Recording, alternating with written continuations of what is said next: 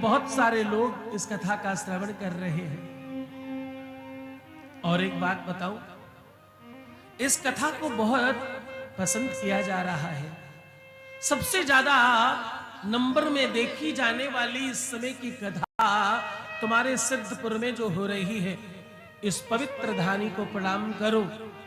तुम बहुत बार भूल जाते हो, तुम्हारे आसपास की अच्छी चीज का तुम मूल्यांकन करना समझ नहीं पाते। ये छोटी काशी, ये सिद्धपुर की धानी और बूढ़ीनाथ महादेव का आशीष, उनका स्नेही सानिध्य, कलकल निनादिनी पवित्र पावनी माता गंगा का किनारा और तुम्हारे सबके पूर्वजों का आशीर्वाद। हाँ, और उसमें पवित्रतम मुहूर्त के आधार पर अगर देखा जाए तो बहुत पवित्र मुहूर्त श्रावण का महीना, उसमें भी विश्लेषण। एक तरफ श्रावण का महीना है, दूसरी तरफ अधिक मास है। हाँ, एक तरफ परमात्मा महादेव है और दूसरी तरफ परमात्मा विष्णु है। दोनों के दोनों तुम्हें आशीषित कर रहे हैं, दोनों के दोनों तुम्हें आशीर्वाद प्रदान कर रहे हैं। आज आप 56 भोग का दर्शन कर रहे हैं। हमारे दाहिनी तरफ भी आप 56 भोग का दर्शन कर रहे हैं, हमारे बाईं तरफ भी आप 56 भोग का दर्शन कर रहे हैं। मैं एक बात कहूं, बहुत सारी चीजें दर्शनीय होती हैं। दर्शन मात्र से जीवन परिवर्तित होने लग जाया करता है। एक तरफ भगवान विष्णु के लिए और दूसरी तरफ भगवान शिव के लिए 56 भोग का ये निमंत्रण और ये व्यवस्था करनी गई है, ताकि तुम्हें दोनों का आशीर्वाद प्राप्त हो, ताकि तुम्हें दोनों का आशीष प्राप्त हो और दोनों देवताओं का प्रताप और फल तुम्हें प्राप्त हो सके। तो ये इतने सारे संयोग एक साथ बन ही रहे थे, उसमें एक और विश्लेषण लगा दिया गया। विश्व के सबसे ज्यादा अधिक भगवान शंकर को जो औषधि, जो वनस्पति प्रिय है, उसका नाम बिलपत्र। कहते हैं ये वृक्ष जमीन का नहीं है, ये वृक्ष धरती का नहीं है। कहते हैं ये विश्व का पहला ऐसा वृक्ष है जो सीधा स्वर्ग से आया है, सीधा कैलाश से जमीन पर आया है। माता जगत जननी परांबा भुवनेश्वरी, माता दुर्गा काली, जो भी आप उन्हें कहें, माता गौरी के अश्रुओं से निर्मित है ये वृक्ष। इसलिए महादेव के ऊपर इसकी पत्तियां ज्यादा चढ़ाई जाती हैं, उन्हें अतिशय पसंद है। आप ये भी कह सकते हो कि बिलपत्र ऐसी पत्ती है विश्व की जो भगवान शंकर के अलावा कहीं और चढ़ाने की तुम्हें जरूरत नहीं पड़ती, केवल और केवल महादेव के ऊपर चढ़ाई जाती है ये। और इसका महात्म्य, इसका बल, कहते हैं केवल और केवल एक बार आप बिलपत्र के वृक्ष को स्पर्श भी कर लें तो 16 सोमवार व्रत का फल मिल जाता है। क्या करें? पवित्रता से, श्रद्धा से, निष्ठा से और पूरे मानस के साथ बिलपत्र के वृक्ष को स्पर्श कर लें, 16 सोमवार के व्रत का लाभ मिल जाता है। इसके नीचे बैठ करके, इसकी ही मिट्टी से बनाकर शिवलिंग का पूजन करके अगर आप जल प्रवाहित करें तो आपको अश्वमेध यज्ञ का फल मिलता है। और कोटि कन्या महादान, कितना? 1 करोड़। कोटि कन्या महादान बिल्वपत्रम शिवार्पणम। भगवान शंकर को अगर इसकी आप कोमल पत्तियां, बिल्कुल नवीन पत्तियों को ले जाकर के भगवान शंकर के ऊपर स्पर्श कराते हो, चढ़ाते हो, तो 1 करोड़ कन्या दान का पुण्य मिल जाता है। कितना? 1 करोड़ कन्या दान का। इसके छाव में बैठकर, हाँ, इसकी छाया में बैठकर शिव महापुराण का श्रवण करना अपने आप में कई हजार करोड़ अश्वमेध यज्ञ का फल प्रदान करना है मानो। क्या कह रहा हूं, जरा गंभीरता से सुनना। बिलपत्र के वृक्ष के नीचे बैठकर, यह विश्व की पहली गाथा है, जरा गंभीरता से सुनना। मैंने रिसर्च किया, देखा, समझा, उसके बाद कह रहा हूं, क्योंकि करोड़ों लोग देख रहे हैं, यहां से कोई मिथ्यावादी न जाने पाए। विश्व में पहली बार बेलपत्र के नीचे बैठकर के कोई संपूर्ण शिव महापुराण का श्रवण कर रहा है। यह अपने आप में एक इतिहास रचा जा रहा है। हाँ? विश्व में प्रथम बार हो रहा है।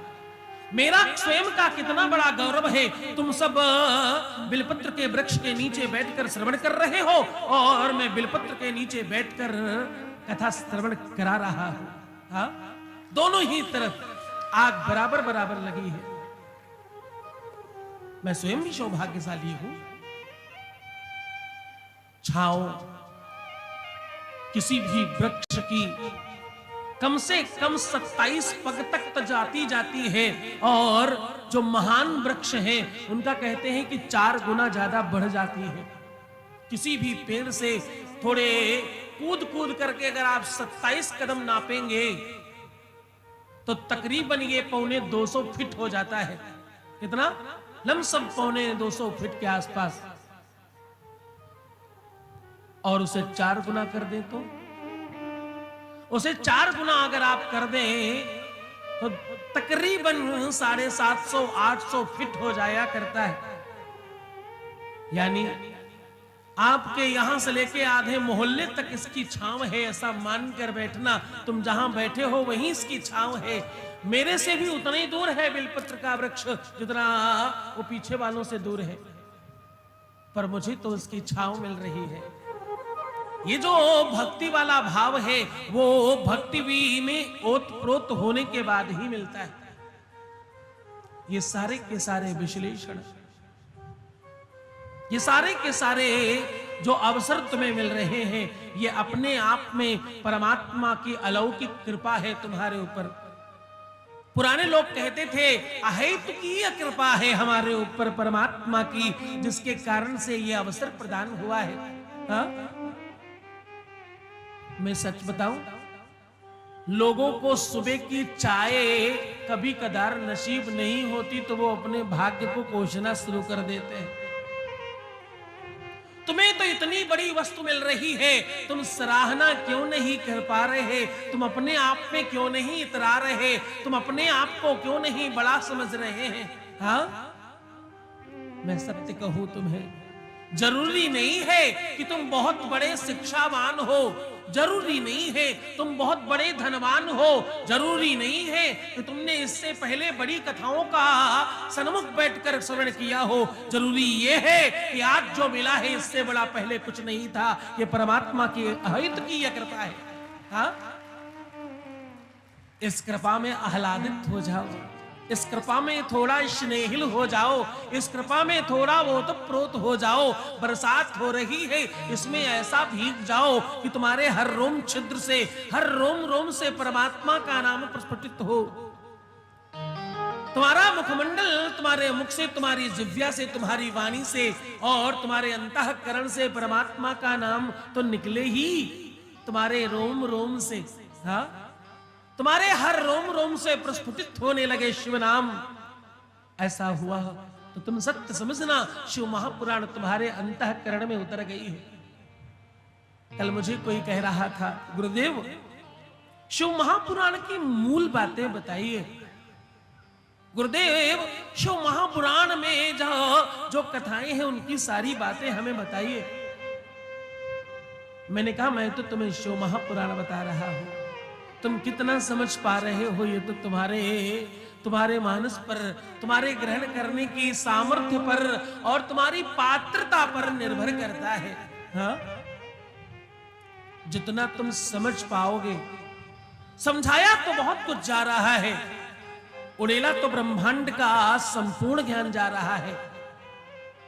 ग्रहण करने की क्षमता जिसमें जितनी है वो उतना ही पा रहा है, उसको उतना ही मिल रहा है, जिसको हर व्यक्ति को उतना ही प्राप्त हो रहा है, जिसको जितनी परमात्मा ने पात्रता प्रदान करी है, हाँ, मैं तो आपको बारंबार कहूंगा, आप जितना हो सके, जितना संभव हो सके, परमात्मा से प्रीति करो, परमात्मा से स्नेह करो, परमात्मा के साथ अपना लगाव लगा करके रखो। वो लगाव कहो, वो लव लगाना कहो, या मन लगाना कहो, या भक्ति में डूब जाना कहो, सब एक ही बात है। थोड़ा ध्यान से सुनना, सिद्ध प्रवासियों, तुम्हारे जीवन का ये बहुत अलौकिक समय है, ये दोबारा पलटकर नहीं मिलने वाला। अच्छा एक बात और बताओ, विश्व का कौन इंसान है जो अपने बीते हुए काल को अपने जीवन में पुनः वापस लाकर खड़ा कर सकता है? हाँ? ये कथा कब शुरू हुई थी? दिन क्या था उस दिन? हाँ, तारीख क्या थी और महीना? 10, 7 और 5। मैंने सारा योग करके बता दिया तुम्हें। 10, 7, 5। ये सारी की सारी संख्या अगर जोड़ो ना, तो सब मिलाकर के 4 हो जाता है। हाँ, कितना हो जाता है? 10, 5, 15 और 7। 7 जोड़े तो 22, और फिर डबल करें, 2 और 2 करें तो वो 4 दिन निकल गए। 4 दिन गए ना हमारे हाथ से। अब जरा तुम विचार करके देखो कि वो 19 जुलाई, क्या तुम्हारे जीवन में 19 जुलाई 2023 दोबारा फिर से आ पाएगी क्या? हाँ, 19 जुलाई 2023 अब तुम्हारे जीवन में कभी भी नहीं आने वाली। जो चीज तुम्हारे हाथ से छूट गई वो तुम्हें अब दोबारा, वो अगली बार अब तुम्हें कभी भी नहीं मिलने वाली। जो अवसर तुमने छोड़ दिया, जो समय तुमसे छूट गया, जो चीजें तुमसे रह गई, वो तुम्हें जीवन में कभी नहीं मिलने वाली। तुम्हारे बगल से कोई पानी लेके निकले, तुम्हें चाहिए चाहे नहीं चाहिए, तुम देखना शुरू कर देते हो। अरे पूरा समुद्र तुम्हारे ऊपर उड़ेला जा रहा है, तुम्हारा तो ध्यान यहां होना चाहिए। तुम्हें तो संपूर्ण विश्व की नदियां जहां समाहित हो जाती हैं, वो तुम्हारे ऊपर गिर रहा है, वो तुम्हारे अंतःकरण में समा रहा है। उसे अपने अंदर आने दो।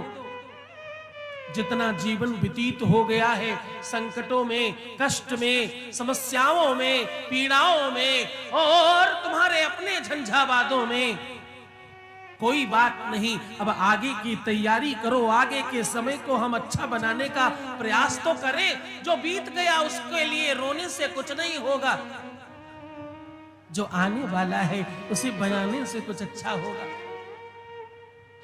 मैं आपको सत्य कहूं एक बात, उर्दू का एक शेर है और मुझे बड़ा पसंद है। पुराने लोग तो बड़े कलम के धनी लोग थे, लेखन के धनी लोग थे। एक से एक बढ़िया लाइन लिख देते और उसमें सब समा देते। कहा करते, जहां न जाए रवि वहां जाए कवि, जहां सूर्य की रोशनी भी न जा सकती वहां विद्वान की कलम जा सकती है। और उर्दू हिंदी फारसी से मतलब नहीं है, शब्दार्थ से मतलब है, इसलिए गंभीरता से समझना।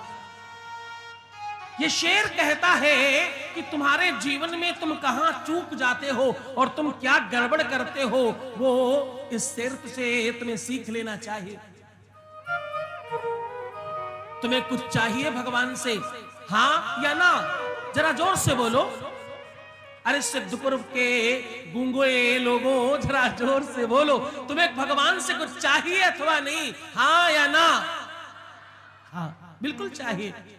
अगर परमात्मा से कुछ चाहिए तो हमें जो परमात्मा देने वाला है उसके लिए बर्तन तो लेकर आना पड़ेगा ना। हाँ, वो पात्रता कैसे बनेगी? हाँ, परमात्मा हमें वो कैसे देगा और क्यों देगा, इसका जवाब कौन देने वाला है? परमात्मा मुझ पर ही कृपा क्यों करे?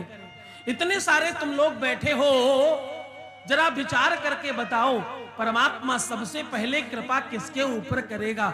आगे वाले पर, अथवा सबसे पीछे वाले पर, बीच वाले पर, अथवा साइड वाले पर? परमात्मा कृपा सबसे पहले किस पर करने वाला है? ईश्वर की कृपा और करुणा सबसे पहले कहां होगी और क्यों? पहले स्त्रियों पर प्रभाव पड़ेगा अथवा पुरुषों पर प्रभाव पड़ेगा? होगा कैसे ये? और हर बात के बाद क्यों लगाते चलो? क्यों?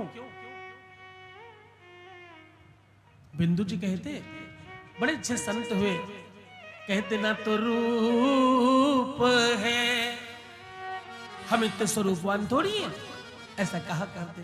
बोले ना तो रूप है, ना तो रंग है, ना तो रूप है, ना तो रंग है, ना गुणों की कोई भी खान है, ना तो रूप है, ना तो रंग है, ना तो रूप है, ना तो रंग है, ना गुणों की कोई भी खान है। भगवान कैसे शरण में ले, इसी सोच में मेरे प्राण हैं।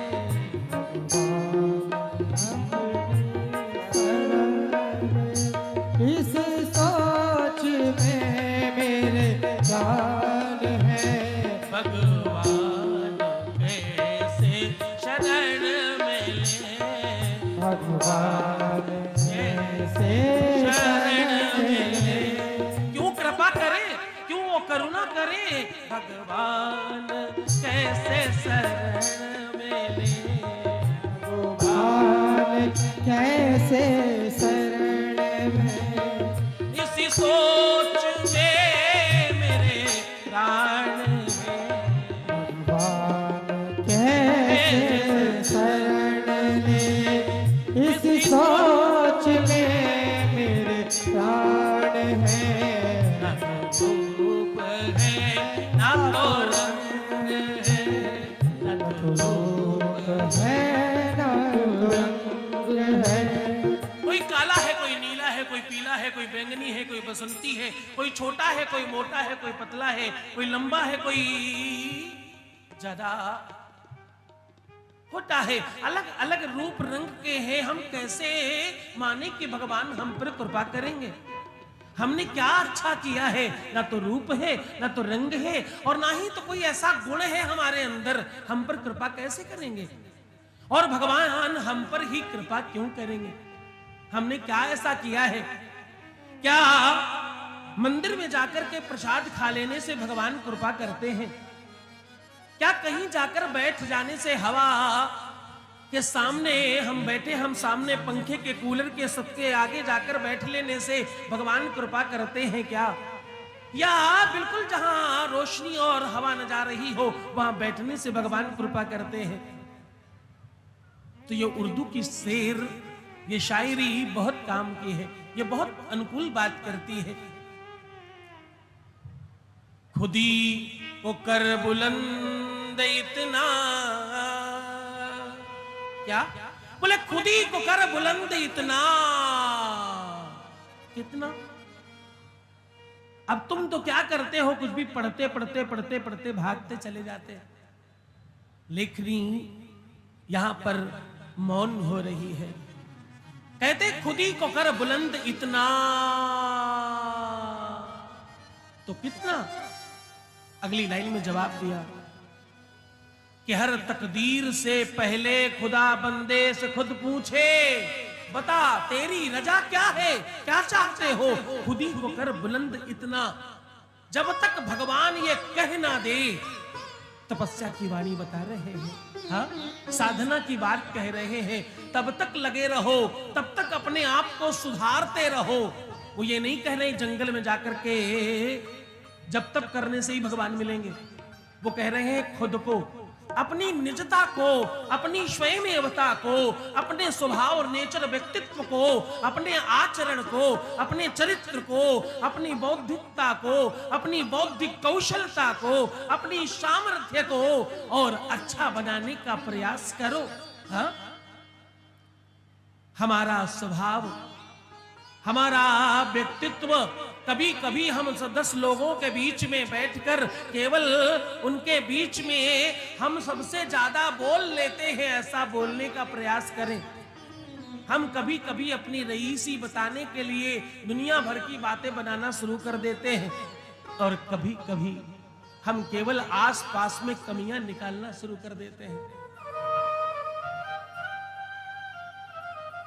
अपराध है जब जब तुम अपने जीवन को बेहतर बनाने की ओर चलोगे और खुद के ऊपर काम नहीं करोगे, तब तब तुम ऊपर नहीं नीचे जा रहे हो। ये बात निश्चित तौर पर समझना।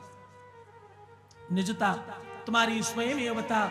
अब जरा इसको और साधारणतः समझने का प्रयास करो और सामान्य तरीके से इस बात को समझो, गंभीरता से।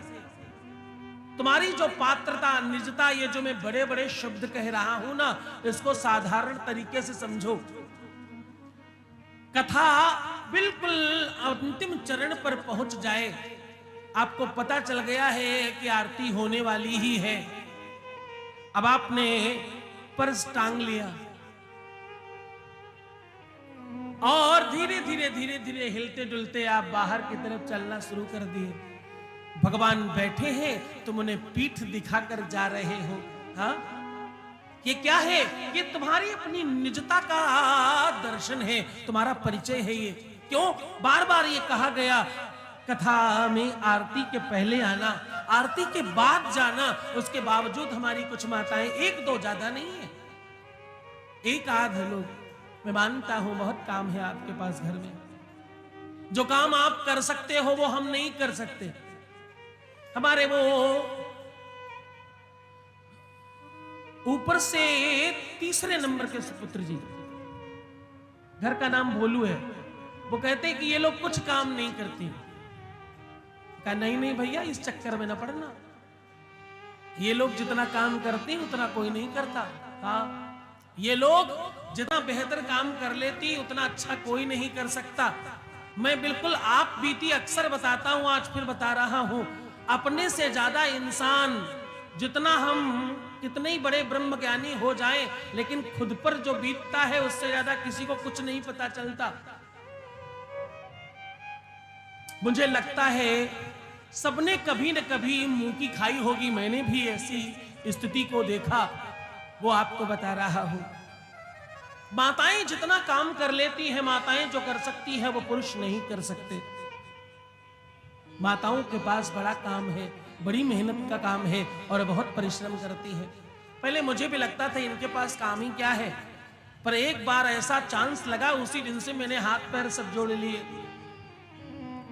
मैं हमेशा घर में देखा करता था, जब खाना बनता, जब भोजन पकाया जाता,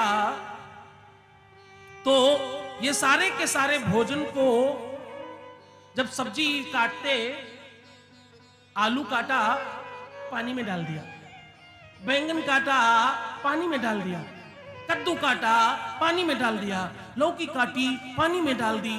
मैंने अक्सर सारी ही सब्जियों को पानी में जाते हुए देखा। मुझे लगा मैं सीख गया, मैं पूर्ण हो गया, मुझे तो सब कुछ पता है। मेरे हिस्से लगी मेरे आश्रम में बनाने के लिए भिंडी। मैंने खूब सारा बड़ा बर्तन लिया, उसमें खूब पानी लिया और उस पानी में भिंडी को काट के डाल दिया। सारी सब्जियां पानी में जाती, भिंडी को मैंने काट के पानी में डाल दिया। अब वो पानी में पड़ी है, मैंने सब्जी बनाने वाला जो मसाला होता है उसको खूब बढ़िया से भूनना शुरू किया। अब उधर कढ़ाई तैयार है कि सब्जी डाली जाए, उधर जला जा रहा है और इधर वो भिंडियां मेरे से उठने का नाम नहीं ले रही हैं। सारी एक साथ, मैं साथ हूं। मैं जरा सा जितना हाथ में पकड़ में आ रहा है उठा करके कढ़ाई तक लेके जाऊं और वो पीछे वाला जो बड़ा हिस्सा था वो खींच कर फिर वापस लेकर के आ जाए। मैं 1 घंटे लगा रहा, 10 बार मसाला भूंजा, बार बार वो जल जाए, जब तक इसको वहां तक ले जाने का प्रयास करे तब तक मसाला जल गया। मैं सुबह से लेकर शाम तक लगा रहा, बहुत भरसक प्रयास करके पानी आनी सब निकाल दिया, कपड़ा लगा के छान दिया, उठाकर अंदर डाल दिया। अब वो भिंडी की जगह चीला पलट रहा है, इधर से उठाएं उधर पलट जाए, उधर से उठाएं उधर पलट जाए। मैं कई घंटे तक प्रयास करता रहा। आप विश्वास मानो, वो किसी भी तरह से भिंडी की सब्जी नहीं रही। पूरे घर में मकड़ी का जाला जैसा एक तो उड़ उड़ करके जितनी देर में वो प्रयास कर रहा था, वो पानी से जो क्या ही बन गया था, मैं आपको क्या बताऊं। मेरे हाथ पैर मुंह कपड़े सब उसी में, और पूरे घर में मकड़ी का जाला लग गया। जितनी देर सब्जी बनाई उतनी देर जाला साफ किया, और भरसक प्रयत्न करने के बाद भी पकड़ा गया कि गड़बड़ हो गया, भिंडी नहीं है। उसी दिन मुझे समझ आ गया कि माताएं जो कर सकती हैं, जो माताएं कर सकती हैं, वो पुरुषों में सामर्थ्य नहीं है। मैंने उसी दिन से हाथ जोड़ लिए, भैया तुम्हारे बराबर कोई नहीं है, इसलिए मैं सबसे पहले आपको प्रणाम करता हूं। तुम्हारे पास काम बहुत है, तुम्हारे पास बहुत सारे ऐसे व्यवस्थाएं हैं जो तुम्हें करने पड़ते हैं, लेकिन ये काम जो तुम कर रही हो, स्त्री को धर्म पत्नी क्यों कहते हैं? हाँ, धर्म पति क्यों नहीं कहते? लोग अक्सर ऐसा क्यों नहीं बोलते मेरे धर्म पति है ये? धर्म पत्नी क्यों बोला जाता है? उसके पीछे कोई मतलब होगा ना। तुम्हारा किया हुआ धर्म, तुम्हारा किया हुआ सत्कर्म, तुम्हारा किया हुआ दान धर्म, ये सीधा तुम्हारे पति और पिता को, जब तक तुम कुमारी हो तब तक तुम्हारे पिता को, और जिस दिन तुम्हारा विवाह हो जाए उस दिन तुम्हारे पति को मिलने लग जाता है। तुम्हारा किया हुआ धर्म उनको प्राप्त होता है। तुम धर्म कर रही हो, वो कर्म कर रहे हैं। इसीलिए तो कहते हैं भैया, एक शरीर के दो अलग अलग पार्ट हैं, पर हम एक ही शरीर में समाहित हैं, अर्धनारीश्वर हैं। हम दो जिस्म तो जरूर हैं, लेकिन जान एक ही है। हम दोनों में एक ही धड़कन धड़कती है। आधा काम वो करती है, आधा काम हम करते। वो घर का काम संभालती, मैं बाहर का काम संभालता। वो धर्म करती, मैं कर्म करता हूं। तो तुम पूरे समय धर्म करते हो, लेकिन जैसे ही उस धर्म का फल मिलने का समय आ जाता, वैसे तुम चूक जाते।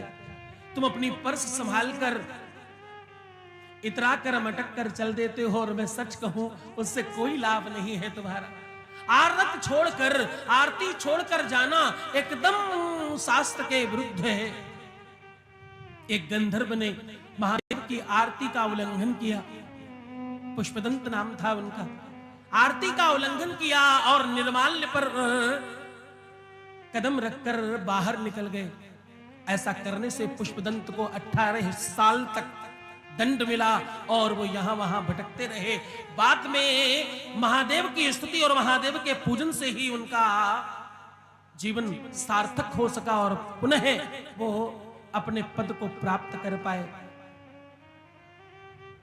क्योंकि गद गद हो बोले दीन बंधु, गद गद हो बोले दीन बंधु, दुख के पीछे सुख मिलता है, दुख के पीछे सुख मिलता है। गद गद हो बोले दीन बंधु, गद गद हो बोले दीन बंधु, दुख के पीछे सुख मिलता है। गद हो बोले दीन बंधु, गद हो बोले दीन बंधु, दुख के पीछे सुख होता है। गद हो बोले दीन बंधु, के पीछे सुख मिलता है, दुख के पीछे सुख मिलता है। रहे वर्षों के बाद भी बारह वर्षों के बाद भी 12 वर्षों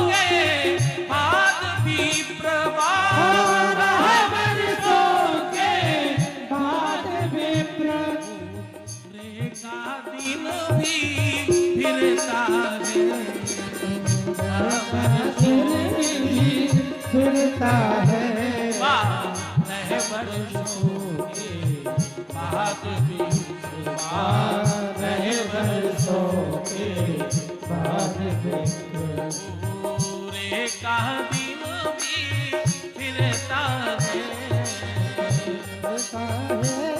फिरता है, पूरे का दिन भी फिरता है, फिरता है, 12 वर्षों के बाद भी, 12 वर्षों के बाद विप्र 12 वर्षों के बाद विप्र 12 वर्षों के बाद घूरे का मतलब तुम्हारे ग्राम में, क्षेत्र में जहां पर कूड़ा करकट डाला जाता है उसे घूरा कहा जाता था। पुराने लोग कहते भैया 12 सालों के बाद उस कूड़ा करकट की जो जगह है जहां पर आप घूरा डालते हो, जहां पर आप अपने ग्राम की गंदगी इकट्ठी कर रहे होते हो, 12 वर्षों के बाद वो जगह भी साफ की जाती है एक बार। तो तुम्हारे जीवन में परिवर्तन का ये जो समय है ना, इसको इस तरह बिल्कुल नहीं गंवाना चाहिए। यहां तो तुम्हें पूरे मनोयोग से लगना चाहिए। मात्र 5-10 मिनट और आरती में सम्मिलित होकर संपूर्ण करके प्रसाद ग्रहण करके घर जाएं। सत्यनारायण कथा में सुना है ना आपने, प्रसाद का अनादर करने से कितना बड़ा पाप लगा।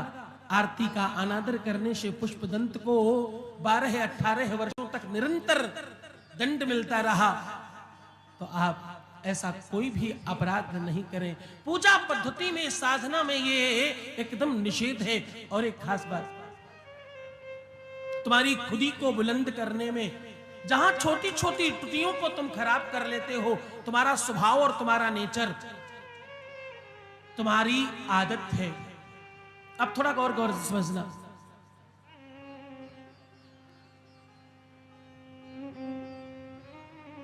अच्छा मैं क्या कहूं, मैं तो सुधरूंगा नहीं, मैं तो मानूंगी नहीं, चाहे मेरा काम हो चाहे नहीं हो। लिपस्टिक लगा लिया है, फाउंडेशन तगड़ा लगा है, बढ़िया कपड़े पहने हैं, कोई चिंता की बात नहीं है, काजल आंखों में लगा है, कोई समस्या नहीं, काम हो चाहे नहीं हो। बाद में हम रोएंगे, मेरा काम नहीं हुआ गुरुदेव, इतने दिन से हम लखनऊ से आए, हम जाति से ब्राह्मण है, फिर भी हमारा इधर उधर मुंह चला जाता, हम क्या करें। हमारे आर्गन वाले भैया कह रहे थे गुरुदेव मैं हमेशा अच्छा काम करता हूँ, गलत तो मैं नहीं ये करता हूँ, कोई गलत काम नहीं करता मैं, और कभी कोई गलत काम हो जाए तो मैं नहीं करता, मेरे ऊपर कोई आ जाता है वो करवा देता है मेरे से, मैं नहीं करता, मेरे से कोई करवा देता है, न जाने कैसे हो जाता है मेरे से, मेरी उंगलियां चलते चलते चलते चलते न जाने कब गड़बड़ बजा जाती है, मुझे तो नहीं मालूम पड़ता है ये बात, वो बज जाता है अपने आप ही, मैं नहीं बजाता हूं ऐसा कुछ। तो भैया सुधर जाओ। जरा सी कुछ बात हुई, ऐसा लगता है जैसे वो पहले कठपुतली नहीं चलती थी, वो ऊपर से हिला डुला करके वो ऐसे नचाया करता, ऐसा लगता कि सारे के सारे लोग धागे में बंधे हैं, जरा सा किसी ने घुमाया सारी की सारी कठपुतलियां एक साथ घूम गई। हाँ? और ऐसे ऐसे लोग घूम जाते हैं, मैं नाम लेकर के काहे कहूं, अभी कई दिन कथा करनी है। ऐसे ऐसे लोग घूम जाते जिनको अगर आप मेरे पास बिठा दो तो 4-5 घंटे सिर्फ रोने में निकालेंगे मात्र। आप गलती से छोड़ दो उन्हें कि आज गुरुदेव से मिल सकते हो आप जैसे चाहो, तो आप सवेरे 4 बजे छोड़ोगे, शाम को 10 बजे तक भी रोते हुए बाहर निकलेंगे, बिल्कुल कोई चिंता की बात नहीं है। बहुत तकलीफ में है लेकिन घूम जरूर जाते हैं, ध्यान नहीं लग पा रहा है, ये बड़ी चिंता है। हाँ? देखो एक बात हमेशा ध्यान रखना, तुम सब भगवान शंकर के लाडले हो, महादेव के बहुत अच्छे भक्तों में से तुम सब हो। हाँ?